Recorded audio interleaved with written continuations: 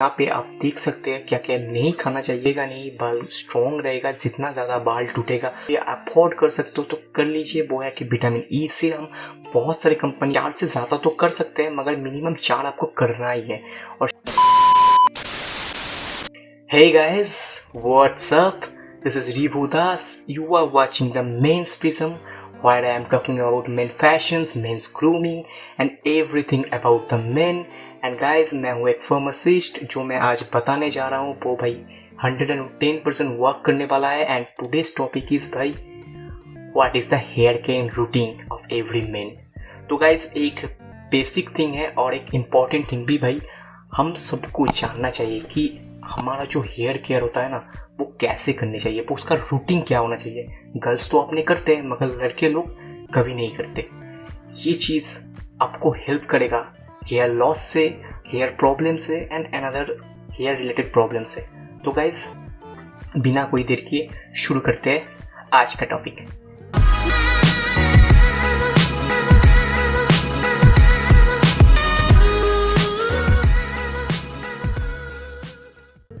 इस वीडियो को मैंने डिवाइड किया है 3 पार्ट में। पहला होता है कि भाई डाइट, दूसरी चीज़ है व्हाट टू डू एंड तीसरी चीज़ है व्हाट टू अवॉइड, जिससे हमारा हेयर लॉस कम होगा, हेयर प्रॉब्लम्स बहुत ही ज़्यादा कम होगा।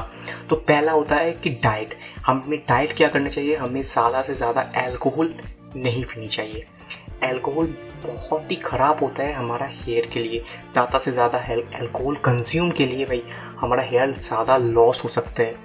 हेयर जो स्किन होता है ना, जो स्कैल्प होता है, बहुत ड्राई हो जाता है अल्कोहल से। और दूसरी चीज़ क्या है, दूसरी चीज़ है कि भाई हमको ना जंक फूड बहुत ही कम खाना है। जैसे कि होता है कि मैं बंगाल से हूँ तो एक रोल, पानी पूरी, ये सब चीज़ बहुत ही ख़राब होता है हेयर के लिए, तो आपको ये कभी नहीं खाना है। दूसरी क्या चीज़ है, दूसरी चीज़ है जिंक। आपको जिंक लेना ही लेना है। जिंक क्या करती है, जिंक आपका जो हेयर ग्रोथ है, हेयर ग्रोथ आपको ज़्यादा से ज़्यादा बढ़ा देती है। जिंक से आपका हेयर स्ट्रॉन्ग भी हो सकता है और हेयर बहुत कम लूज होता है। तो अगर आप जिंक ऐसे मैनुअली कंज्यूम नहीं कर पा रहे तो जिंक का विटामिन आता है जो मार्केट में इजीली आपको मिल सकता है, वो आप खरीद के खा सकते हो। आप ओमेगा 3 कंटेनिंग फूड खा सकते हो, जैसे होता है कि बादाम, आमंड। इससे आपका जो हेयर ग्रोथ है वो बहुत ज़्यादा इंक्रीज हो सकता है। और क्या हो सकता है, आपका जो हेयर लॉस होता है वो बहुत ही कम हो जाता है, क्योंकि जो हमारा स्कैल्प होता है ना, और जहाँ पे भाई रूट होता है हेयर का, उसे स्ट्रॉन्ग करने में मदद करते हैं ओमेगा 3। तो आते हैं दूसरी पॉइंट में, जो होता है कि भाई व्हाट टू डू। और मैं जो अब बताने जा रहा हूँ ना वो आप सब जानते हैं मगर करता कोई नहीं, ठीक है। वो होता है शैम्पू, जो हफ्ते में 4 टाइम्स तो करना मांगता है। अगर 4 टाइम शैम्पू किए ना तो जो बैक्टीरिया होता है हमारा स्कैल्प पे वो सब के सब हट जाता है। आप 4 से ज़्यादा तो कर सकते हैं मगर मिनिमम 4 आपको करना ही है। और शैम्पू के बाद क्या कर सकते हैं, वो होता है कंडीशनर।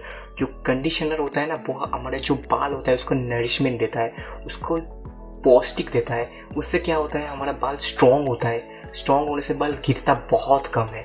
तीसरी अगर आप कर सकते हो या अफोर्ड कर सकते हो तो कर लीजिए, वो है कि विटामिन ई सीरम।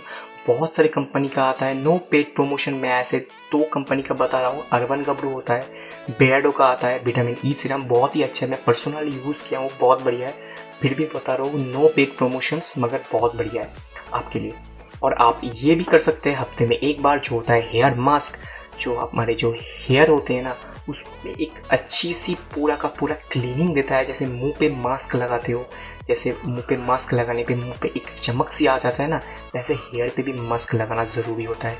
उससे हमारा जो हेयर का एक्सेसिव पार्ट है, एक्सेसिव ऑयल है, वो सब के सब निकल जाता है। तो हफ्ते में कम से कम एक बार मास्क लगाना ज़रूरी होता है। तो आते हैं तीसरी पॉइंट पे, जो होता है कि व्हाट टू अवॉइड, यानी कि क्या क्या चीज़ हमें नहीं करना चाहिए। तो पहले ही मैंने बता दिया कि अल्कोहल ज़्यादा नहीं पीना चाहिए, जंक फूड ज़्यादा नहीं खाना चाहिए। और उसका जो लिस्ट है वो यहाँ पे आप देख सकते हैं क्या क्या नहीं खाना चाहिए। और वही जो चीज़ होता है, मैं आपको बता दूँ कि एक ऐसी चीज़ है ना जो आपके हेयर लॉस का बहुत बड़ा फैक्ट होता है कि भाई अब गीली बाल, हमको गीली बाल पे काम कभी नहीं करना चाहिए। गीली बाल से जो बाल होता है ना बहुत ही नरम होता है, बहुत ही इजीली टूटने का चांसेस वहाँ पे ज़्यादा होता है। इसलिए हमको कभी भी वेट हेयर पे कभी भी कॉम्ब नहीं करना चाहिए।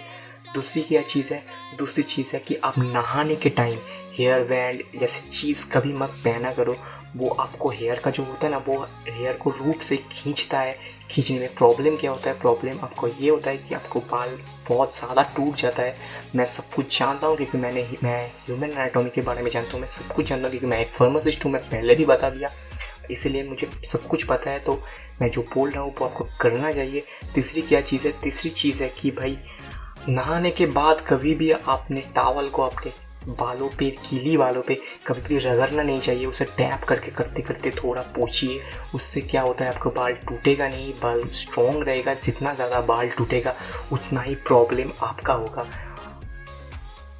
ऐसे एक मोस्ट इम्पॉर्टेंट थिंग है जो हर कोई बंदे अवॉइड करता है, वो है कि ऑयलिंग को कभी भी अवॉइड नहीं करना चाहिए। वो एक इम्पॉर्टेंट पार्ट होता है हेयर को संभालने के लिए, हेयर को हेल्दी रखने के लिए, कि भाई आपको ऑयल तो हफ्ते में 2 बार तो कम से कम करना ही चाहिए। अब संडे सैटरडे को कर सकते हो, मगर भाई ऑयलिंग को कभी अवॉइड ना करो। ऑयलिंग से आपका ही इम्प्रूवमेंट होगा और कोई नुकसान नहीं होगा। बहुत सारे बंदों का मानना है कि भाई ऑयलिंग से स्टाइल गेम ख़राब हो जाता है। ऐसा कभी भी नहीं होता, स्टाइल गेम कभी भी ख़राब नहीं होता। अब जब स्टाइल मरने जाओगे, कभी जब लड़की को इम्प्रेस करने जाओगे, तब आप शैम्पू करके जाना, वैक्स लगा के जाना, मगर रात को सोने से टाइम ना आपको ऑयलिंग करना ज़रूरी है। तो भाई ऑयल को हर रात नहीं रहना है, पूरा रात आपको ऑयल को नहीं रखना चाहिए। कौन सी टाइम रखना चाहिए वो भी डिपेंड करता है आपका स्कैल्प के ऊपर। कम्बिनेशन स्किन हो तो उसका अलग है, ऑयली स्किन हो तो उसका भी अलग, अगर नॉर्मल स्किन है उसका भी अलग, ड्राई स्किन पे भी अलग। तो कौन सी स्किन या कौन सी टाइप का स्कैल्प पे कितने देर तक ऑयलिंग करना चाहिए, कितने देर तक ऑयल रखना चाहिए, वो इस चार्ट में है, आप देख सकते हो।